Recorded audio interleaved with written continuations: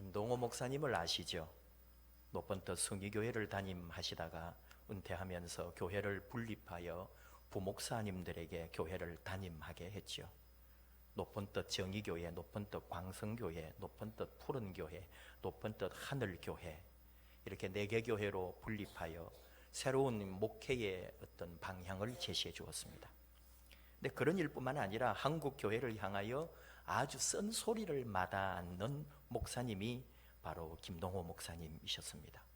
아직 원로라 하기는 그렇지만은 어쨌든 교계를 대표하는 우리 한국 교회 몇 손가락 안에 들어가는 그런 목사님이죠. 목회자나 성도님들 가운데는 김동호 목사님을 아주 많이 존경하거나 아니면 좀 싫어하는, 호불호가 갈리는 목사님이기도 합니다. 근데 김동호 목사님이 암에 걸렸습니다. 폐암 2기, 지난 5월에 폐 20%를 절단하고 수술 후에 지금 항암 치료를 받고 있습니다.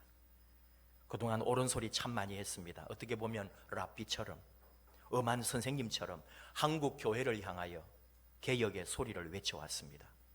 특히 최근의 행보는 명성교회 김사만 목사님 아들 세습 문제가 터졌을 때 최전방에 서서 세습 반대를 주장하며 강력하게 투쟁해 왔습니다. 근데 이제 병이 났으니 모든 것을 잠시 접어두고 치료에 집중해야 되겠죠. 많이 수척해졌습니다. 1차 항암을 받았습니다. 너무 힘들었고 앞으로 언제까지 계속돼야 될지 모르는 이 항암 때문에 너무나 힘들고 두렵다는 말까지 했습니다. 비판하기를 좋아하는 사람들은 이럴 때 김동호 목사님의 과거 행적에 대해서 뭐라고 합니다. 그리고 지금 투병 중에 올리고 있는 유튜브 내용 같은 것에 대해서 부정적으로 보기도 합니다. 오랫동안 김동호 목사님으로부터 비판을 듣거나 지적을 받은 사람들 또는 교회들은 아직 말이 없지만 무슨 생각을 하고 있는지 모르겠습니다. 오늘은 그런 얘기하려는 것은 아니기 때문에 그분에 대한 여러 평가나 이야기들은 여러분도 아마 찾아보시면 다 알 수 있습니다. 어쨌든 참 대단한 분입니다. 정말 대한민국 대표하는 목사님 중에 한 분입니다. 근데 이런 분도 결국은 나약한 한 인간으로 떨고 있다는 것, 두려워서 감히 어찌해야 될 줄 모르고 힘들어한다는 것. 그리고 그는 이렇게 말했습니다. 왜 나입니까? 하나님 왜 나를 이렇게 하십니까? 끊임없이 질문하고, 그리고 죽음이 부를지라도 자존심만큼은 지키고 싶다고, 가오는 지키고 싶다는 말을 했습니다. 그러자 누군가가 득달같이 달려들었습니다. 결국은 인간적이라고, 신앙적이 아니라 아주 인간적인 목사라고. 여러분 어떻습니까? 너무 인간적이라 짠하지 않습니까? 나와 똑같으니까 가깝게 느껴지지 않습니까? 김동호 목사님이 오 주여 뜻대로 하시옵소서, 주님만이 나의 모든 것, 살든지 죽든지 주님 손에 맡깁니다. 이제 모든 것 다 주님에게 맡깁니다. 나는 아무것도 아닙니다. 주여 살든지 죽든지 주 뜻대로 하소서. 막 이런 걸 페이스북에 올리고 이런 거 유튜브에서 고백하고 그러면 더 좋아 보이겠습니까? 저는 주님 살려주세요. 나 좀 봐주세요. 나 한 번만 더 기회 주세요. 나 죽기 싫어요. 이렇게 말하는 사람이 더 좋습니다. 왜 나입니까? 여러분은 이런 질문 해보신 적 없습니까? 왜 나입니까? 왜 나에게 이런 일이 일어납니까? 왜 나에게 이런 일이 터집니까? 왜 나에게? 왜 나냐고요? 나는 왜 이렇게 살아야 합니까? 나는 왜 이 꼴로 있습니까? 나는 왜 이렇게 안 됩니까? 아마 우리 모두는 왜 나는 이러냐고, 나에게 왜 이런 일이 있냐고, Why me? 아마 모두 이 문제를 다 가지고 있을 겁니다. 저희들 젊을 때라 할까요? 어릴 때 크리스토퍼슨 가수 Why me Lord, 그런 찬양 같은 팝송이 있었어요. 굉장히 유명했습니다. Why me Lord 하면서 주님 도와주십시오. 주님 제가 모든 걸 잘못되게 했습니다. 나를 구해 주십시오. 내가 무슨 일을 했는지 잘 압니다. 주님을 필요로 하오니 나를 구하소서.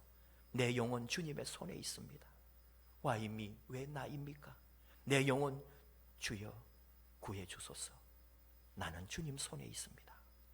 그런 가사예요. 맥주 감사주일입니다. 출애굽기 23장 16절 맥주절을 지키라. 이는 네가 수고하여 밭에 뿌린 것에 첫 열매를 거두미니라. 맥주절, 유월절, 초막절, 이스라엘의 3대 절기 중에 하나입니다. 우리는 이렇게 맥주절을 예사로 보지만은 이스라엘 역사 속에 맥주절은 대단한 절기입니다. 첫 번째 열매를 바치는 거니까요. 엄청난 거죠. 근데 우리와 날짜도 맞지도 않고 보리 농사도 줄어들고 여러 가지 이유로 맥주 감사절에 대해서 생각들이 많고 그 의미가 약해지고 있습니다. 일각에서는 맥주절을 지키지 말아야 한다는 주장까지 나왔습니다. 드디어 아마 이러다가 한국 교회 맥주 감사주일 없어질 거예요. 지금 맥주 감사주일을 지키지 않는 도시교회 많습니다. 유월절과 초막절을 한국 교회가 지키지 않는 것처럼 맥주절을 꼭 지킬 필요가 있겠는가? 유월절과 초막절은 신약시대 예수님이 오시면서 그 의미가 다 풀어진 거죠. 그리고 주님 십자가에 죽임을 당하시면서 그 모든 구약의 절기들이 다 해소되고 성취되었기 때문에 맥주절 역시 굳이 절기로 삼을 필요가 없다, 그런 이야기를 합니다.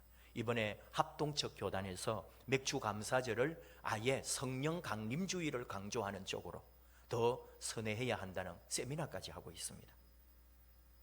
근데 하나 더 생각하는 거예요. 우리는 그런 식으로 맥주 감사절을 이야기하자면은 많은 말을 할 수 있겠지만, 지난주도 그랬습니다만은 저는 그 의미를 지난 6개월 동안 지켜주신 하나님께 감사하는 것으로 맥주 감사절의 의미를 둡니다.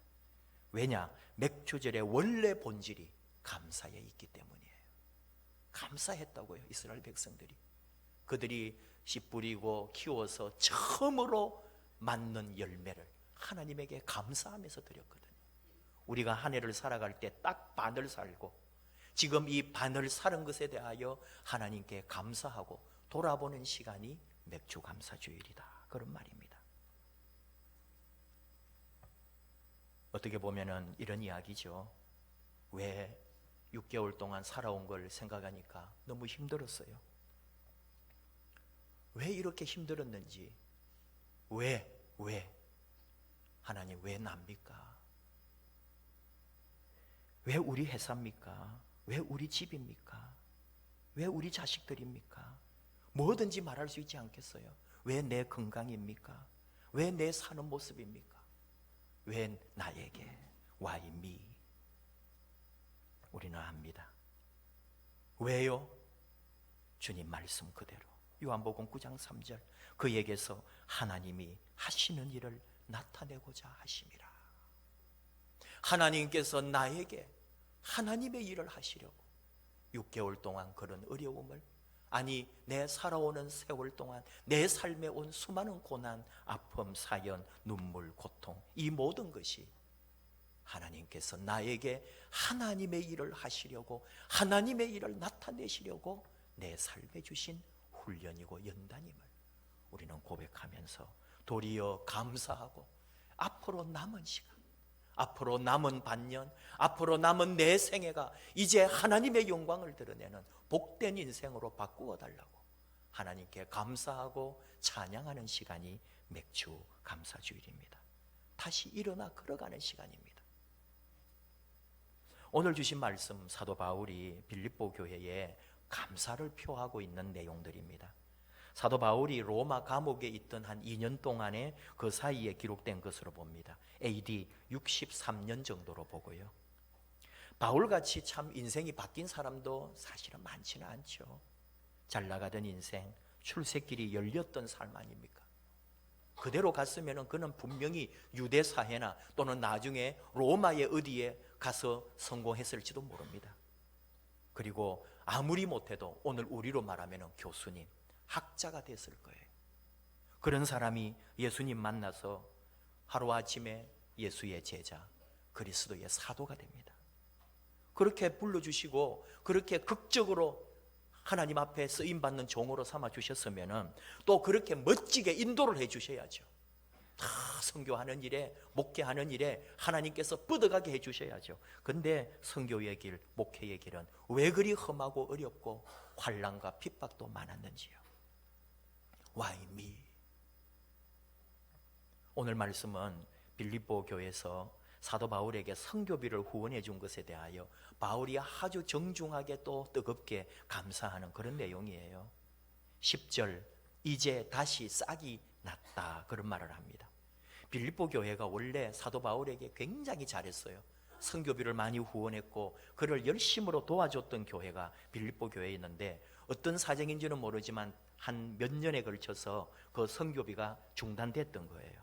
그러다가 다시 이 선교비가 이제 오기 시작하고 다시 교회가 사도 바울을 돕고 후원하려고 뭔가 변화가 있었다는 거죠. 어떤 계기가 있었겠죠. 다시 선교 후원을 할 만큼 뭐 성장을 했거나 재정적으로 뭐가 채워졌거나 어쨌든 사도 바울에게 다시 관심을 가지고 선교비를 보내주게 된 거예요. 여기에 대해서 바울이 지금 로마 감옥에 있으면서 너무 고마워하고 감사하고 그러면서 자기 이야기를 조금 더 해주는 거죠. 빌립보 교회에 또 다시 자기 살아온 이야기를 조금 하고 있습니다. 빌립보는 이게 터키 옆이기는 하지만 에게해 옆으로 해가지고 그리스의 옛 도시니까 유럽입니다. 그래서 이 터키 쪽에서 사도 바울이 복음 전하고 해가지고 유럽으로 넘어가잖아요. 그때 처음으로 유럽에 세운 교회가 바로 빌립보 교회죠.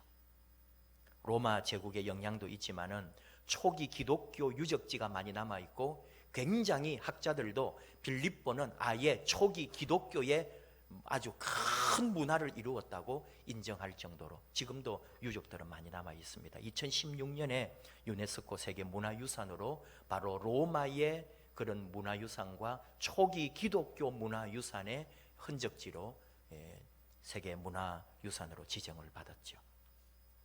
오늘 우리나라 서원들이 바로 세계문화유산으로 지정이 됐더라고요. 9곳이. 우리가 아는 뭐 소수서원이라든지 뭐 도산서원 이런 거 해가지고 하여간에 9개 서원이 오늘 우리나라 유네스코 문화유산으로 지정이 됐습니다. 참 귀한 거죠. 서원, 성리학이라고 하는 조선시대에 굉장히 이제 중국으로부터 온 그것들 다 인정받은 거죠.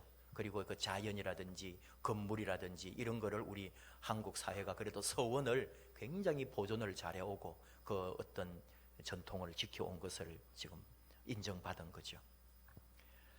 자, 어쨌든지 이 빌립보라고 하는 데가 참 유럽 지역으로 넘어와 가지고 처음으로 생긴 그런 교회이기도 한데, 사도 바울이 그런 말을 하면서 지금 뭐 말하냐면은 어떤 형편이든지 자족하기를 배웠다, 이런 말을 해요.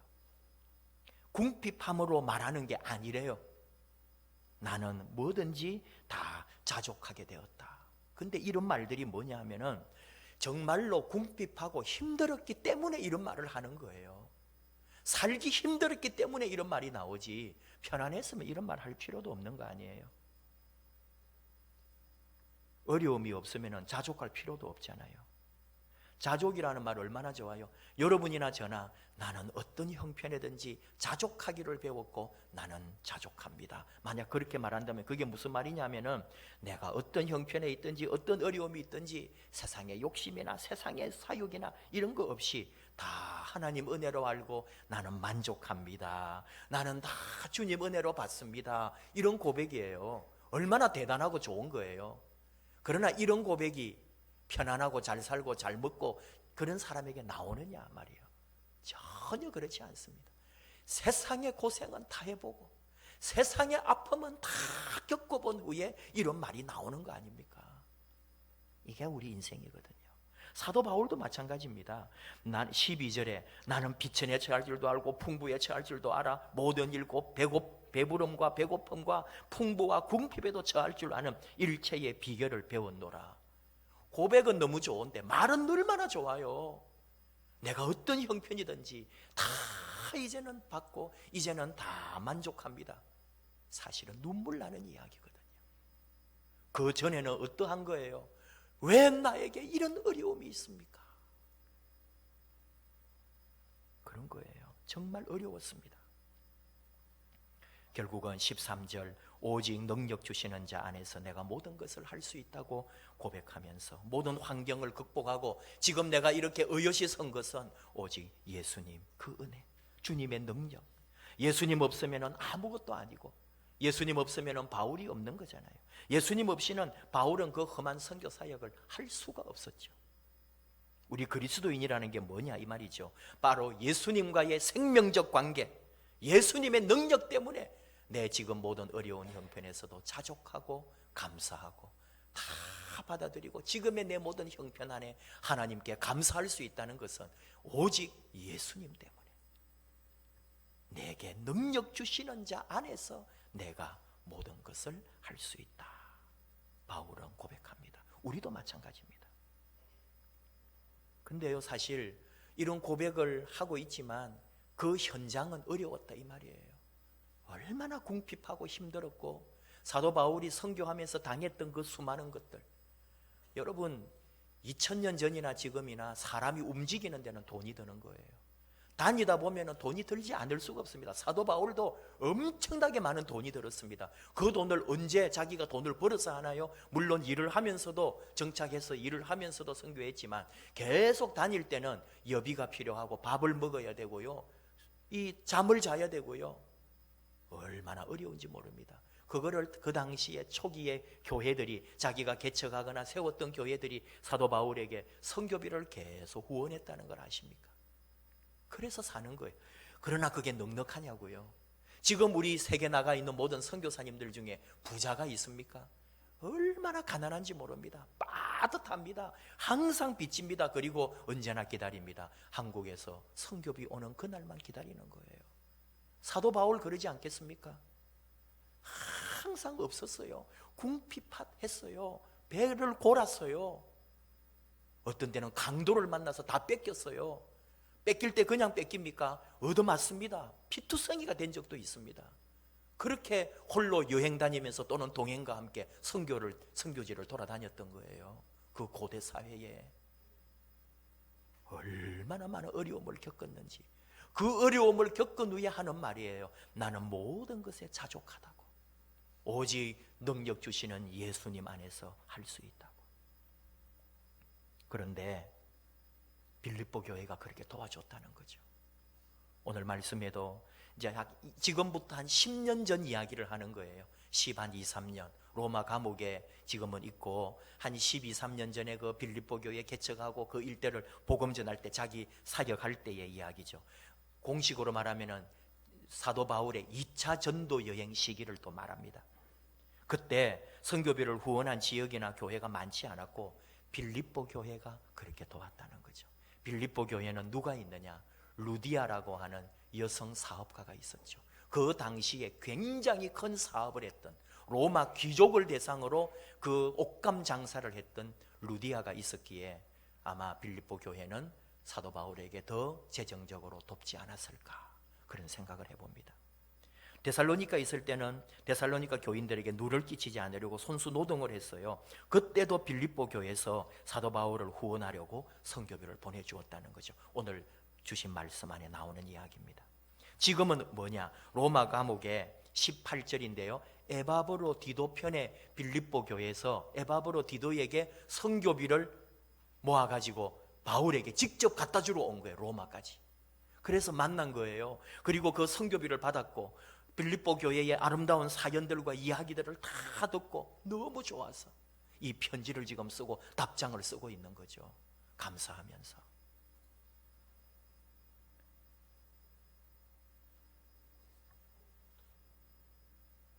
힘들고 어려운 시간, 사도로 부름받고 선교하면서 그 곳곳에서 고난을 받고 어떤 때는 감옥에도 갇히고 사람들한테 몰매를 맞기도 하고요, 멱살 잡히고 쫓겨나기도 하고요. 그런 일을 겪을 때 뭐예요? Why me? 왜 나에게 이런 어려움을 주십니까? 사도 바울에게 그런 마음도 있을 수 있다는 거죠. 그러나 그는 이것을 다 이겨내고 하나님의 은혜 아래, 그리고 이런 후원 교회들의 기도와 또 선교비 이런 것들로 인해서 위로받고 힘을 얻으면서 지금 여기까지 오게 된 거죠.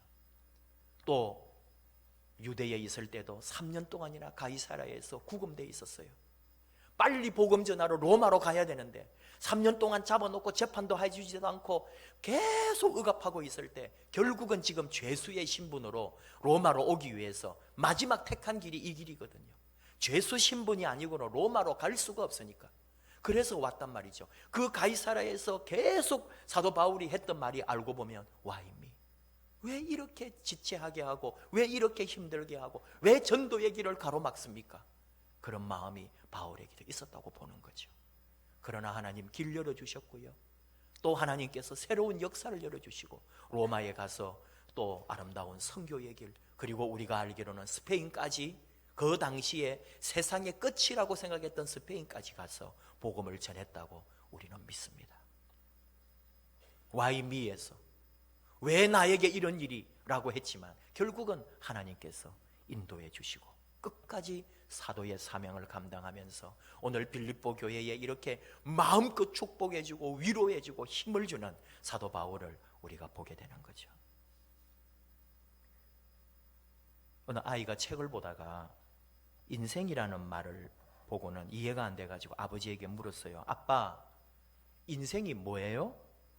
질문을 받은 아버지가 이 퇴근해가지고 와가지고 아무런 말도 하기 싫고 그러니까 피곤하다 이렇게 한 거예요. 그러니까 애가 엄마, 인생이 뭐야? 엄마 바빠, 지금 밥 차려야 돼, 나가 놀아, 이런 식으로 되는 거예요. 형한테 물었어요. 형, 인생이 뭐야? 인생? 시험에 안 나와? 문방구 아저씨한테 물었어요. 아저씨, 인생 뭐예요? 그래, 아직 너는 몰라도 돼. 친구들하고 재밌게 나가서 놀아. 동네의 슈퍼 아주머니에게 물었어요. 인생이 뭐예요? 나 정신없다, 지금 바쁘다. 지금 계산하기도 바쁘고 물건 팔기도 바쁘다, 말하지 마라. 교회 선생님한테 물었어요. 시집 갈 선생님이에요. 인생? 그건 사랑이야 라고 말해줬어요.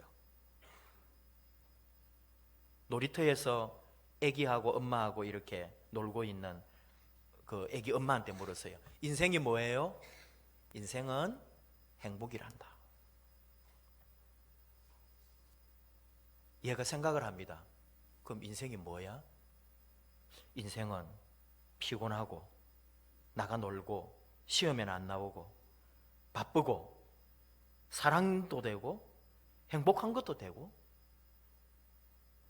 지어낸 내용이겠지만요, 인생이 그런 거 아닙니까 여러분?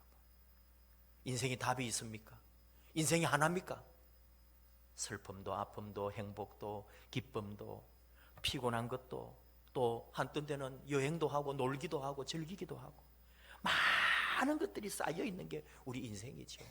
이 인생길 같이 걸어가는 거예요 우리가. 그런 가운데 하나님의 은총 아래 감사하고 하나님의 은혜 아래 감격하고 하나님 때문에, 예수님 때문에 다시 힘을 얻고 지치고 병들고 아파도 그저 왜 나입니까? 와인비라고 원망하지 아니하고 여 속에 다 하나님이 나에게 하실 일이 있을 거라고 그 믿음으로 다시 나아가는 거죠. 우리 동기들 중에 교수하시는 분들이 좀 있어요.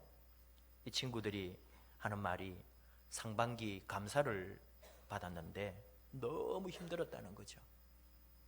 다 신학교 이제 선생님들인데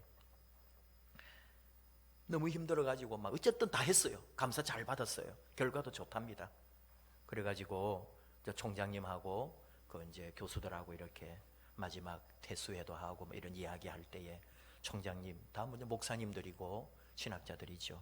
이렇게 이제 인사를 하더래요. 여러분, 감사 받느라고 정말로 수고 많았고 감사합니다. 이러는데 갑자기 팍 다 웃었다는 거예요. 아유, 결국은 뭐냐? 감사받았는데 감사하네? 그런 말을 하면서 교수님들이 아주 그렇게 재미있게 행복했다는 거예요. 그리고 저희들 만났을 때 이제 그런 이야기를 하는데 굉장히 마음이 우리가 다 찡하면서 그 뭔가 이렇게 막 짓누르고 억압하고 막 스트레스 받고 힘들고 그렇지만 그 일을 또 다 겪고 나니까 감사할 일만 있다는 거예요. 인생길 여러분 다 힘들죠. 그러나 결국은 감사하게 될 겁니다. 하나님 함께 하십니다. 왜 나에게 이런 일이? 라고 우리는 부르짖을 때가 있지만 하나님은 그 일을 역전시키시고 능력의 하나님, 선하신 하나님, 좋은 것 주시는 하나님, 우리를 감동하게 하고 감격하게 하고 우리에게 놀라운 일을 열어주시는 하나님께서 아름답게 반드시 역사해 주십니다. 우리 함께 찬양합시다. 다 표현 못하지만, 다 고백 못하지만, 다 모르지만 우리는 하나님을 찬양하고 예수의 이름을 찬양하고 그 나를 부욕해 주시는 우리 주님, 우리 주님의 능력 찬양합니다. 그 사랑 노래합니다. 함께 그 사랑 얼마나 찬양하십시다.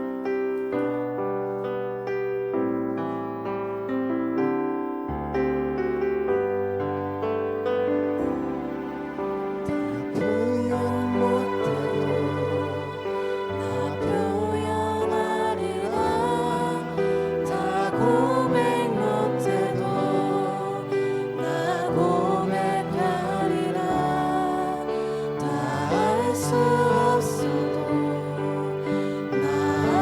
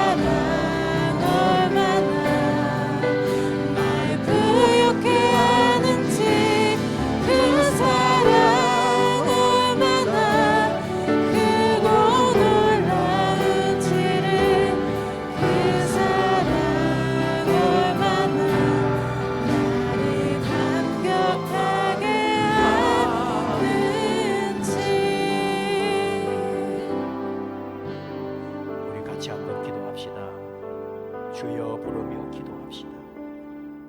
Why me? 왜 나에게 이런 일이 있습니까? 왜 내가 병들고 내가 아파야 되고, 나는 왜 이렇게 힘들고, 나는 왜 이렇게 고난이 쉬지 않습니까? 그러나 우리 하나님의 아름답고 위대한 뜻이 있는 줄 저희는 믿습니다. 놀라우신 주님, 우리를 부욕해 하시는 주님, 우리를 치유하시는 주님이 함께 하시니 남은 6개월 하나님 앞에 아름답게 쓰임받는 멋진 하나님의 자녀 되기 원합니다. 주여 붙잡아 주시고 주님 손 붙잡고 나아갈 때 친히 우리를 인도하여 주시옵소서.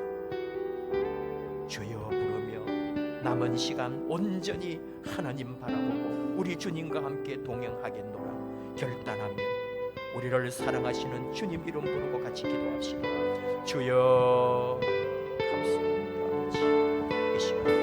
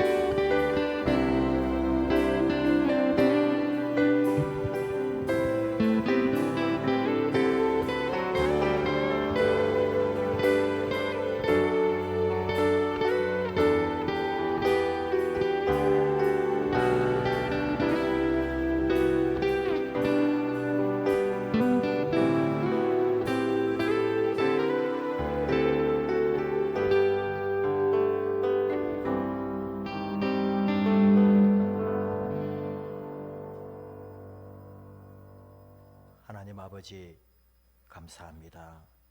맥주 감사주일 허락해 주시고 살아온 전반기를 감사하며 살아갈 또 후반기를 하나님에게 맡기고 믿음으로 걸어가게 해주셔서 감사합니다.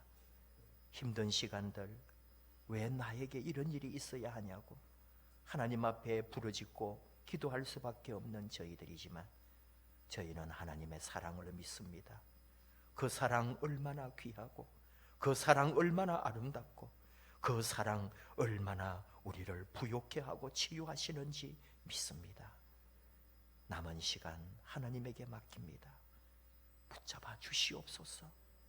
하나님 손잡고 일어나게 해 주시옵소서. 우리 하나님만이 우리의 모든 것 되심을 믿고 우리 하나님 의지하며 내 남은 모든 시간 온전히 하나님께 맡기고 오직 믿음, 오직 말씀, 오직 주님의 은혜로만 나아가는 저희들 되게 하여 주시옵소서. 예수님 이름으로 기도하옵나이다. 아멘.